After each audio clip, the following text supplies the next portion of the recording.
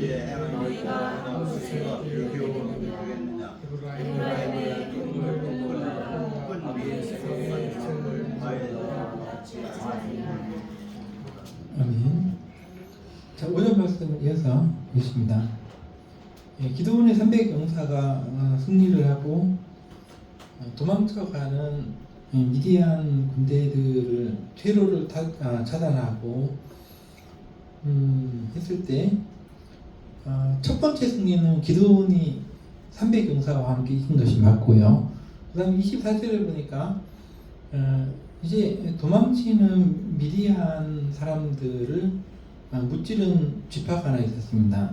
이스라엘은 12지파거든요. 야곱의 12아들에서 계속 태어난 12지파인데 에브라임 지파라고 있습니다. 야곱의 아들들 중에서 요셉의 그 마지막 요셉의 두 아들이 있었습니다. 에브라임과 므낫세였는데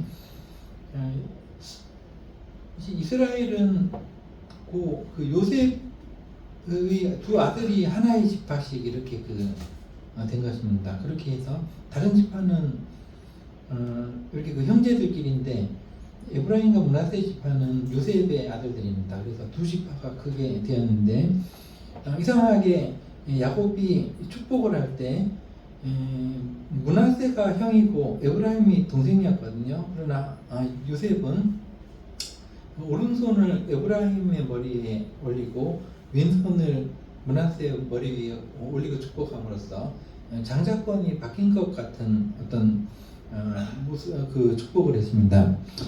왜 그랬는지는 모르겠지만은 그 이후로 사실은 에브라임 지파가 므낫세 지파보다 더 강력한 그 지파가 되었고 영향력이 훨씬 됐습니다.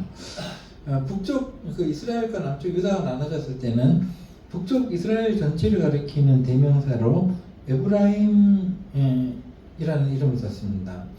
그만큼 영향력이 대단한 지파였는데 기드온이 왜 에브라임 지파를 배제하고 자기 동족인 므낫세 지파와 인근의 대체로 약한 지파들과 함께 이 전쟁을 300용사들과 함께 벌였는가? 이유가 여러 가지로 있겠지만은 에브라임은 워낙 큰 지파고 사람들도 많아가지고 이렇게 그 300명만 추려가지고 기습 공격을 해야 되는데 너무 많이 그 사람이 있으면 좀 안 되고 그리고 워낙 많은 에브라임 지파에서 그 기밀 작전은 적당하지가 않았겠죠. 그래서 연락을 하지 않고 므낫세 지파가 주도해서 단독으로 그 첫 번째 전쟁을 이긴 것입니다.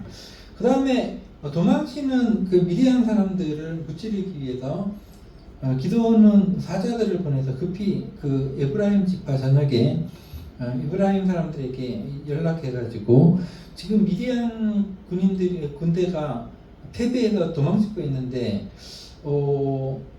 퇴로를 너희들이 막아라 이렇게 있습니다. 요단강을 건너기 전에 건너지 못하도록 그 수로를 점령해라 이렇게 얘기를 했고 갑자기 연락을 받은 에브라임 지파는 그런 일이 있었단 말이야 하고 어리둥절해가지고 급히 그 군대를 소집해서 그 미디안의 퇴로를 막았던 것입니다. 또한 도망치는 두 장군을 에브라임 지파가 죽였습니다.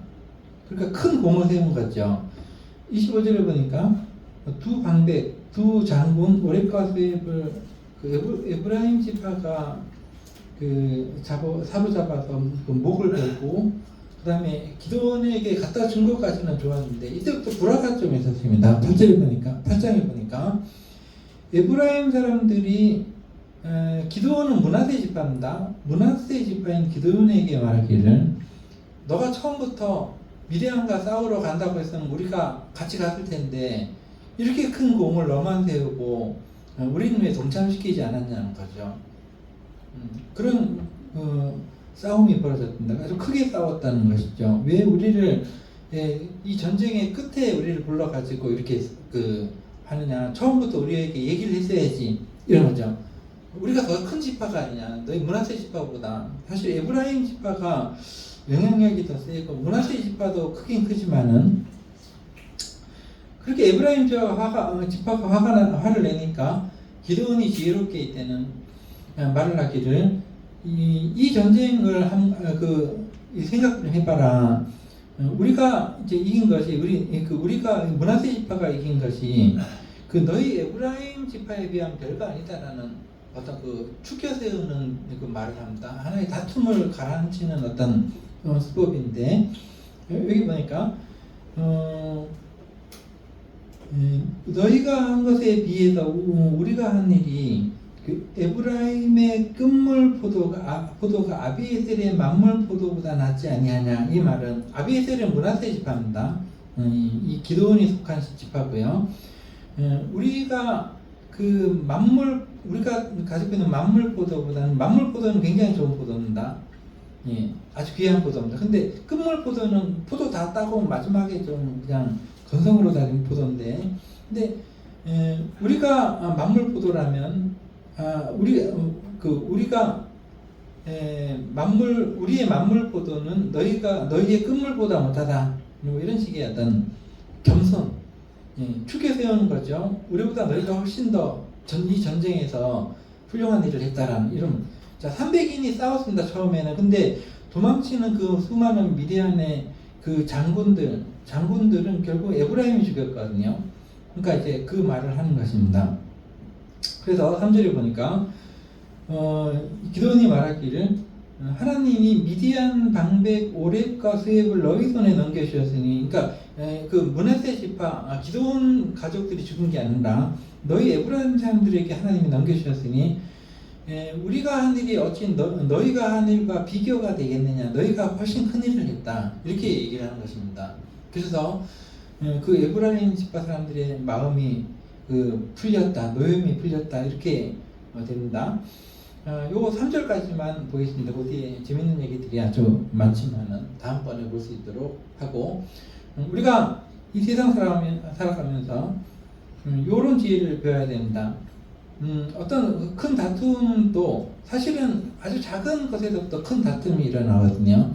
그래서 그게 점점 불어나가지고 아주 원수처럼 되는 것이 이 세상 우리 인간관계라는 것이죠. 그런데 좀 이렇게 크게 다투게 되었을 때, 점점점 감정이 격화돼서 크게 다투게 됐을 때 사람을 잃어버리지 않을 수 있는 한 가지 방법. 이 사람은 내가 꼭 그냥 앞으로 계속 가야 되는데 크게 다툴 수 없는 형제인데요. 형제 족속인데 아예 이방 족속이라면 그냥 끝장을 내고 말죠. 안 사귀면 되지. 예, 거래 끊으면 되지. 근데 지금 에브라임 지파는 므낫세 지파와 가까이 붙어 있어가지고 앞으로도 계속 잘 사귀어야 되거든요. 지파끼리요.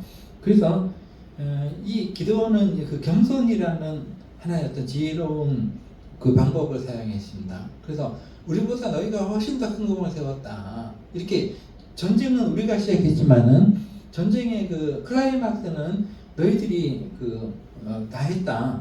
이렇게 얘기함으로써 그들의 노여움이 풀렸다라는 그 내용을 우리가 읽으면서 우리도 앞으로 우리가 쭉 계속 사귀어야 될 사람이라면, 함께 있고 싶다면은 아주 사소한 것에서부터 다툼은 시작되지만은 그때 겸손의 지혜를 발휘해서 함께 가는 것이 좋다라는 것을 우리가 발견을 할 수가 있습니다. 한 주 동안 또 이 지혜로운 말씀을 생각하면서 여러분과 제가 잘 살아가게 되기를 기도하겠습니다.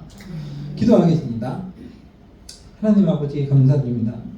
또 우리가 아침부터 모여서 함께 각자 컨디션이 다르고 또 생각이 다르고 또 사정과 형편이 다르지만은 함께 찬송할 수 있고 함께 말씀을 볼 수 있도록 하나님께서 인도하시니 감사드립니다. 또 한 주 동안도 각자의 모습대로 살아갈 때 하나님께서 지혜 주셔서 우리가 하나님의 뜻을 잘 원만하게 이룰 수 있도록 인도하여 주옵소서. 예수님 이름으로 기도합니다. 네. 하늘에 계신 우리 아버지의 이름을 거룩하게 하시며 아버지의 나라가 오게 하시며 아버지의 뜻이 하늘에서와 같이